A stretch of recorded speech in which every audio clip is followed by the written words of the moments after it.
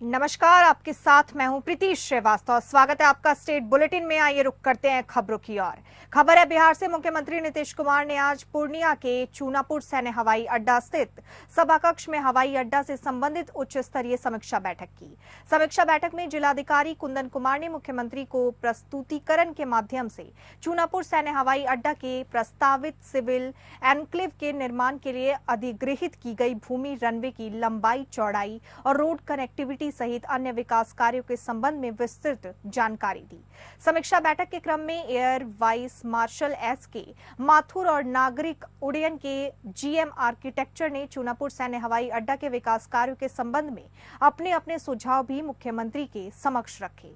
समीक्षा बैठक में मुख्यमंत्री ने अधिकारियों को निर्देशित देते हुए चूनापुर सैन्य हवाई अड्डा के विकास कार्यों में और अधिक तेजी लाकर इसे जल्द ही कंप्लीट कराए जाने को लेकर कहा। इस एयरपोर्ट के फंक्शनल हो जाने से आसपास के 2-3 प्रमंडल के लोगों को काफी सुविधा होगी। हवाई सफर के लिए लोगों को बागडोगरा नहीं जाना पड़ेगा।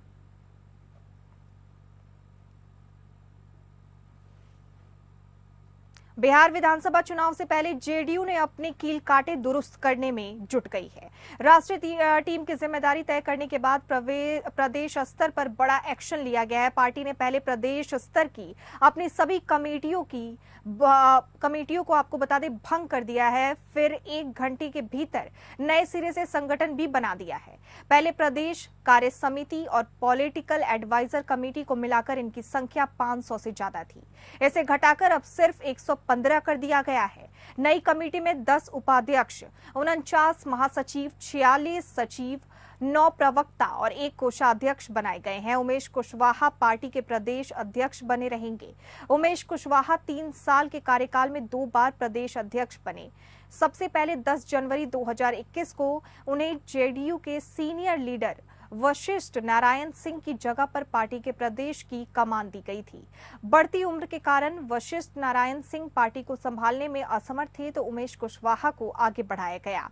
इसके बाद 26 नवंबर 2022 को भी उन्हें कंटिन्यू किया गया। तब प्रदेश अध्यक्ष के लिए चुनाव में केवल उमेश कुशवाहा ने ही नामांकन किया था।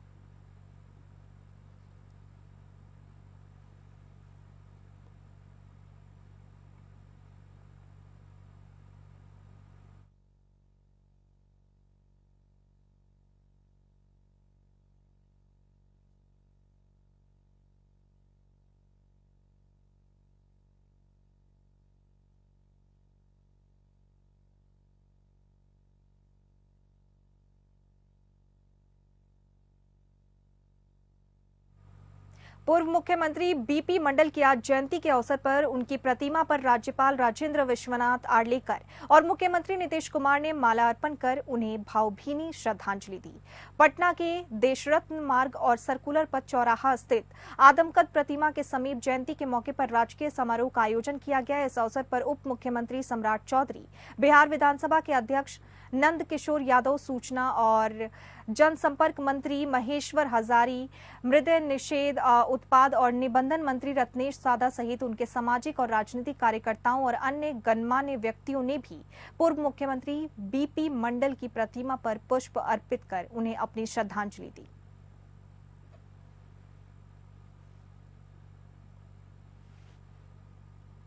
बिहार जल संसाधन विभाग के एक वरिष्ठ इंजीनियर भागलपुर जिले में तटबंध का निरीक्षण करने के लिए नाव पर सवार होकर जाते समय गंगा नदी में गिर गए, जिसके बाद एनडीआरएफ कर्मियों ने उन्हें बचाया। एक अधिकारी ने ये जानकारी दी कि दुर्घटना के समय जल संसाधन विभाग के कटिहार प्रक्षेत्र के मुख्य अभियंता अनवर जमील एनडीआरएफ की मोटर बोट पर सवार थे।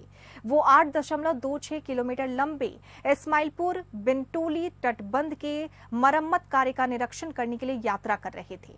भागलपुर में नौगछिया के इस्माइलपुर बिंटोली के ध्वस्त तटबंध का मुआयना करने के दौरान कटिहार के मुख्य अभियंता बाढ़ के पानी में गिर गए।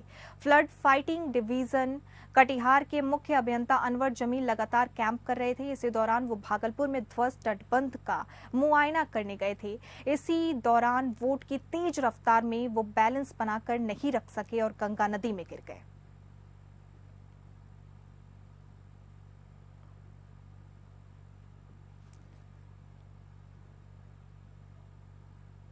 आपको बता दें आपको बता दें ये पूरी खबर है कि एनडीआरएफ की मोटर बोट पर एक इंजीनियर सवार थे और वो 8.26 किलोमीटर लंबे इस्माइलपुर बिंटोली तटबंध के मरम्मत कार्य का निरीक्षण करने के लिए यात्रा कर रहे थे। भागलपुर में नौगछिया के इस्माइलपुर बिंटोली के ध्वस्त तटबंध का मुआयना करने के दौरान वो कटिहार के मुख्य अभियंता बाढ़ के पानी में गिर गए। फ्लड फाइटिंग डिवीजन कटिहार के मुख्य अभियंता अनवर जमील लगातार कैंप कर रहे थे। इसी दौरान वो भागलपुर में ध्वस्त तटबंध का मुआयना करने गए थे। इसी दौरान आपको बता दें बोट की तेज रफ्तार में वो बैलेंस बनाकर नहीं रख सके, जिसके कारण गंगा नदी में वो गिर गए।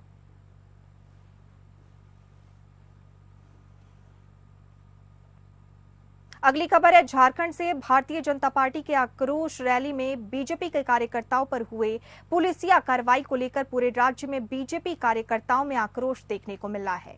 इसी को देखते हुए देवघर जिले में भी स्थानीय विधायक नारायण दास के नेतृत्व में भारतीय जनता पार्टी के कार्यकर्ताओं ने मुख्यमंत्री हेमंत सोरेन का पुतला दहन किया। मुख्यमंत्री हेमंत सोरेन के खिलाफ कार्यकर्ताओं ने नारेबाजी की और पद से इस्तीफा देने की मांग की। देवघर से बीजेपी विधायक नारायण दास ने कहा कि 23 अगस्त को जिस प्रकार से पुलिस ने युवाओं की समस्या पर निकाले गए रैली में शामिल कार्यकर्ताओं पर हमला किया, ये शर्मनाक है। सरकार युवाओं से बोलने का अधिकार छीन रही है, इसलिए 23 अगस्त को आंसू गैस, लाठीचार्ज और जहरीली गोलियां छोड़कर कार्यकर्ताओं को घायल कर उनकी आवाज दबाने की कोशिश की गई। रांची के मुरादाबादी मैदान में 23 अगस्त को सरकार द्वारा भाजपा कार्यकर्ताओं पर किए कार्रवाई को लेकर विधायक नारायण दास ने कहा कि जब राज्य के पूर्व मुख्यमंत्री और पार्टी के प्रदेश अध्यक्ष बाबूलाल मरांडी भाषण दे रहे थे तो उस वक्त आंसू गैस छोड़कर उन्हें घायल करने की कोशिश की गई। सरकार के इस तरह की कार्रवाई से स्पष्ट होता है कि सरकार अपनी कमियों को सुनना नहीं चाहती।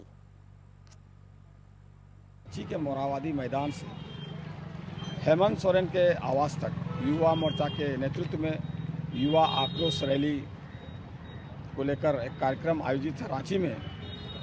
लेकिन हेमंत सोरेन जी इतने डरे हुए हैं क्योंकि भारतीय जनता युवा मोर्चा के नेतृत्व में युवा आक्रोश रैली जो आयोजित किया था उसमें युवाओं का मांग था कि जब हेमंत सोरेन जी सत्ता में आए उसके पहले उन्होंने झारखंड के बेरोजगार युवकों से वादा किया था कि हमारी सरकार आएगी तो 5 लाख युवाओं को मैं नौकरी दूंगा, और अगर मैं नौकरी नहीं दे सकूंगा तो एमए पास युवक युवतियों को 7,000 रुपया और बीए पास युवक युवतियों को 5,000 रुपया राशि प्रति माह दूंगा। इस तरह का हेमंत सोरेन जी ने वादा किया था, और अगर मैं देने में सक्षम नहीं रहूंगा तो मैं राजनीति से संन्यास लूंगा।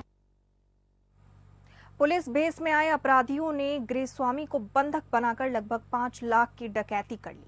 घटना बीती रात जामताड़ा जिले के नारायणपुर थाना क्षेत्र के मिर्गा गांव की है। देर रात को बोलेरो पर सवार होकर कई अपराधी शिबू मंडल के घर पर आए और पुलिस वाला कहकर उसके बेटे को कब्जे में ले लिया और हथियार का भय दिखाकर घर में लूटपाट की। अपराधियों ने घर में रखे नकदी, जेवरात समेत कई सामानों को लेकर चलते बने। घटना की सूचना नारायणपुर थाना की पुलिस को दी गई तो पुलिस पहुंचकर मामले की छानबीन में जुट गई। नारायणपुर थाना प्रभारी चंदन कुमार तिवारी ने बताया कि अभी तक गृहस्वामी द्वारा किसी तरह की लिखित आवेदन नहीं की गई है। लिखित आवेदन देने के बाद आगे की कार्रवाई की जाएगी।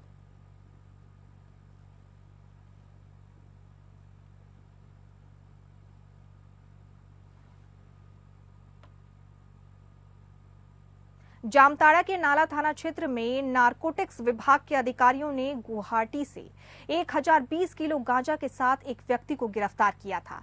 गिरफ्तार व्यक्ति के निशानदेही पर एनसीबी को उससे जुड़े एक सदस्य काली पदो भंडारी के जामताड़ा में होने की सूचना मिली, जिसके बाद एनसीबी गुवाहाटी और जामताड़ा पुलिस के संयुक्त अभियान में वक्त अभियुक्त के नाला थाना स्थित सोरेपानी गांव में छापामारी की गई, जहां से 7.65 mm का पिस्तौल, 9 जिंदा कारतूस, एक 5.5 mm एयर गन और 12,80,000 रुपए नकद बरामद किए गए।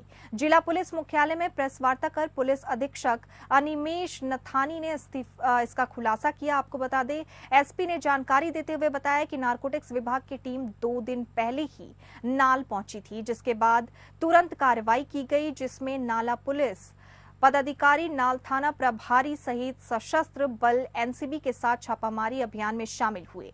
पहले जानकारी मिली थी कि वंचित अभियुक्त कालीपदो भंडारी अपने घर में छुपा है।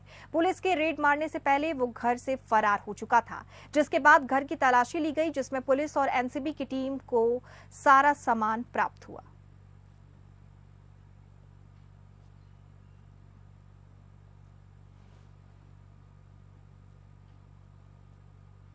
बोकारो जिले के चास योदाडी मोड़ स्थित संकट मोचन हनुमान मंदिर में 4 अगस्त को हुई चोरी का पुलिस ने उद्भेदन कर दिया।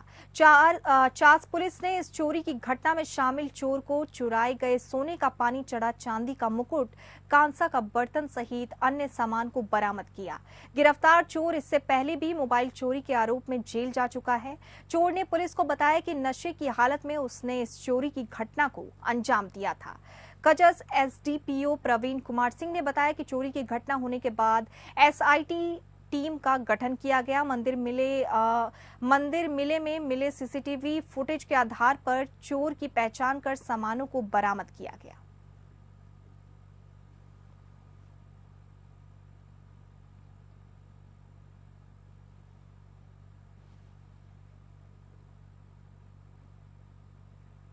बोकारो जिले के अंतर्गत बालीडीह थाना क्षेत्र के झोपड़ू गांव में पुराने जमीन विवाद में एक व्यक्ति को गोली मारे जाने का मामला सामने आया है। घायल व्यक्ति सिकंदर अंसारी को बोकारो जनरल अस्पताल में भर्ती कराया गया, जबकि गांव के ही समरुद्दीन अंसारी पर गोली मारने का आरोप लगा है। आपको बता दें, थाना प्रभारी नवीन कुमार सिंह ने बताया कि जमीन विवाद को लेकर गाँव में ही पंचायत होनी थी, लेकिन पंचायत से पूर्वी सिकंदर अंसारी के बोकारो जनरल अस्पताल में घायल होकर भर्ती होने की सूचना मिली। मामले का अनुसंधान किया जा रहा है। जो भी तथ्य सामने आएंगे उस पर कार्रवाई होगी।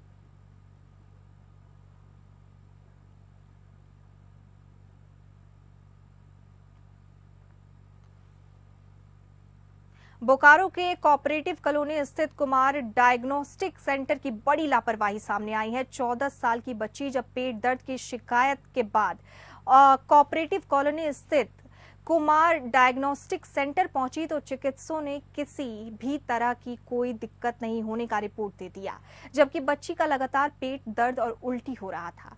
घर वालों ने जब दूसरे जगह इसका अल्ट्रासाउंड कराया तो बच्ची को अपेंडिक्स निकला। उसके बाद इसका ऑपरेशन भी हो गया। बच्ची के मामा नसर इमाम कुमार डायग्नोस्टिक सेंटर पहुंचे और गलत रिपोर्ट देने की शिकायत की, लेकिन चिकित्सक आपको बता दें ये मानने से उन्होंने इनकार कर दिया। डॉक्टरों का तर्क था कि थोड़ी देर बाद ही अल्ट्रासाउंड करने पर अपेंडिक्स सामने आ सकता है, लेकिन हमारे सामने ऐसा नहीं आया। जबकि बच्ची के मामा का कहना है कि रिपोर्ट वहां काम करने वाले एक सामान्य व्यक्ति ने बनाया था।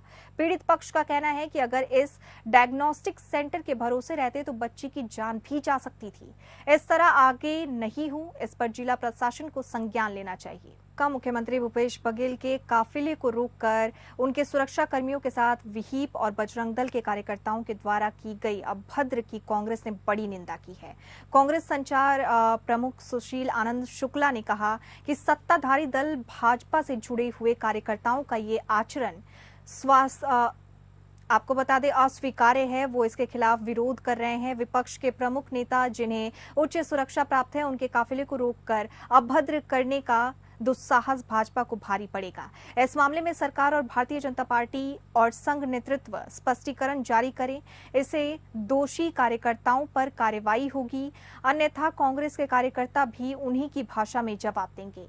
मुख्यमंत्री, मंत्रियों और भाजपा नेताओं के कार्यक्रमों का भी विरोध किया जाएगा। सरकार ये ना भूले कि केंद्रीय गृह मंत्री छत्तीसगढ़ में ही है।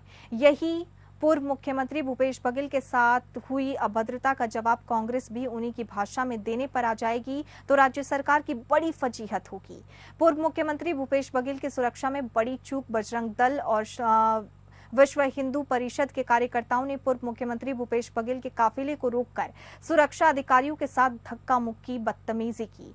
ये गुंडागर्दी भाजपा के संरक्षण में हो रहा है।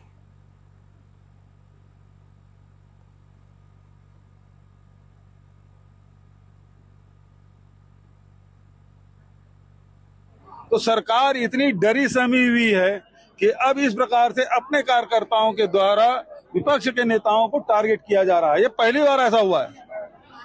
यदि वहां चक्का जाम की सूचना पहले से थी, पहले चक्का जाम होता, प्रशासन हमको बता देते, सुरक्षा कर्मचारी अधिकारी दूसरे रास्ते से लाते, लेकिन ऐसा कुछ नहीं हुआ। वो अचानक वो आया, जैसे मेरी गाड़ी की सायरन बजी, टारगेट की सायरन बजी, तत्काल वो आ गए। तो इस प्रकार से धक्का मुक्की भी किए, बदतमीजी भी किए और सुरक्षा अधिकारियों के साथ भी धक्का मुक्की किए।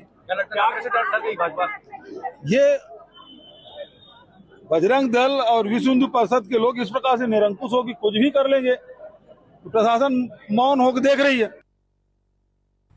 आजाद समाज पार्टी के प्रमुख और सांसद चंद्रशेखर आजाद कानपुर पहुंचे। चंद्रशेखर ने यूपी सरकार को लेकर विवादित बयान दिया। उन्होंने बयान देते हुए कहा कि उत्तर प्रदेश के हालात ठीक नहीं हैं, महिलाओं के साथ रेप, हत्या, अत्याचार हो रहा है और उत्तर प्रदेश में गरीबों, किसानों के दमन की राजनीति हो रही है। आपको बता दें कि चंद्रशेखर ने कोर्ट और सरकार पर प्रश्न चिन्ह खड़ा करते हुए कहा कि दोनों की मंशा ठीक नहीं है। सुप्रीम कोर्ट ने आज तक एक भी फैसला एससी और एससी के हित में नहीं लिया, रक्षा नहीं की। सुप्रीम कोर्ट के एससी एसटी के मामले में जो फैसले लिए गए वो सारे फैसले आरक्षण पर हैं, जैसे हैं, इसलिए उनके फैसले की मंशा पर शक है। ऐसे में कानपुर में सीसामऊ विधानसभा में होने वाले उपचुनाव को लेकर चंद्रशेखर ने कहा कि सपा विधायक इरफान सोलंकी का उत्पीड़न किया गया, आजाद समाज पार्टी उनकी आवाज उठाएगी। वहीं भाजपा विधायक द्वारा टीवी डिबेट में बसपा प्रमुख और विवादित बयान देते वाले विधायक को जूते से पीटने की बात कही। आगे उन्होंने कहा कि भाजपा के कुछ नेताओं के दिमाग खराब है, अपने नेताओं को खुश करने के लिए हैसियत से ज्यादा बोलते हैं। चंद्रशेखर ने बसपा प्रमुख मायावती को लेकर बयान देते हुए कहा कि बहन जी हमारी नेता हैं, उनके सम्मान की लड़ाई आजाद समाज पार्टी लड़ेगी।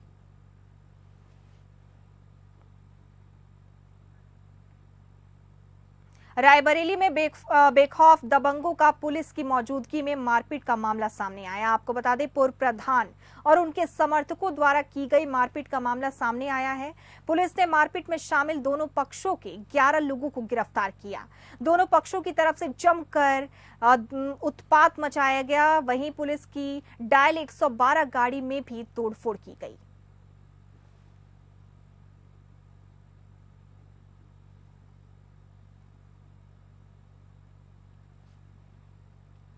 रायबरेली के हरचंदपुर थाना क्षेत्र में एक गांव में विवाहिता के साथ गैंगरेप का मामला सामने आया है। 3 दिन तक थाने के चक्कर काटने के बावजूद मुकदमा नहीं दर्ज किया गया तो पीड़ित महिला के समर्थन में दर्जनों ग्रामीणों ने एसपी की चौखट पर पहुंचकर न्याय की गुहार लगाई। पीड़िता के पति ने बताया कि वो खेतों में काम कर रहा था, उसकी पत्नी उसके लिए खाना लेकर गई थी। इसी बीच पहले से घात लगाए गांव के 3 लोगों ने उसकी पत्नी को जंगल की तरफ उठाकर ले गए और बारी बारी दुष्कर्म किया। थाने पर शिकायत पत्र देकर कार्रवाई की मांग पर जबरन सुलह समझौते का दबाव बनाया गया, जिससे एसपी कार्यालय आना पड़ा। एसपी ऑफिस पर विरोध प्रदर्शन के बाद मामले को पचानी की जुगत में लगी हरचंदपुर पुलिस सामूहिक दुष्कर्म के बजाय छेड़छाड़ का मुकदमा दर्ज कर रही है।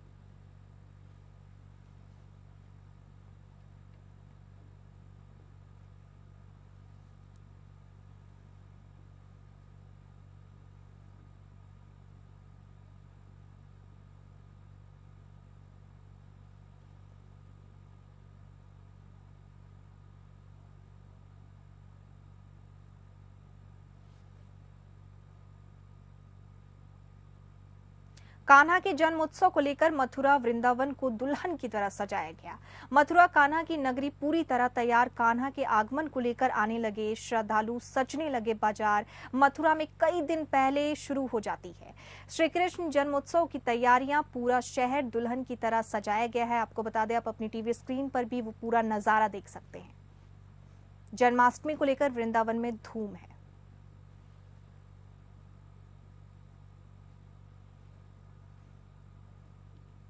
आप अपनी टीवी स्क्रीन पर देख सकते हैं, वृंदावन को दुल्हन की तरह सजाया गया है। दीवारों पर भी पेंटिंग बनाई गई है। आपको बता दें, जन्माष्टमी को लेकर ये पूरी तैयारियां की गई हैं।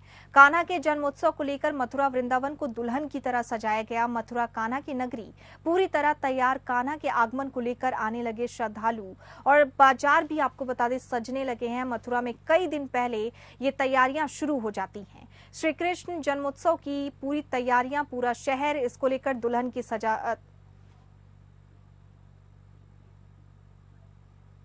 भगवान श्री कृष्ण का 5251वां जन्मोत्सव मनाया जाना है।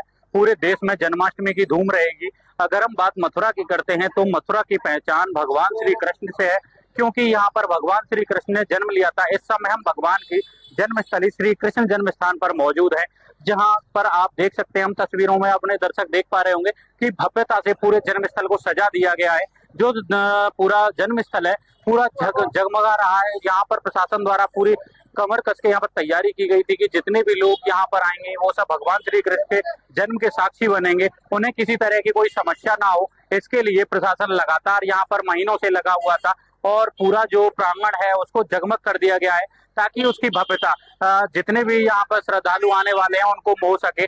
जन्माष्टमी पर हर बार यहाँ पर योगी आदित्यनाथ मथुरा पहुंचते हैं। इसके साथ ही कल भी वो रहेंगे और इसके साथ रात्रि विश्राम भी उनका यहाँ रहेगा।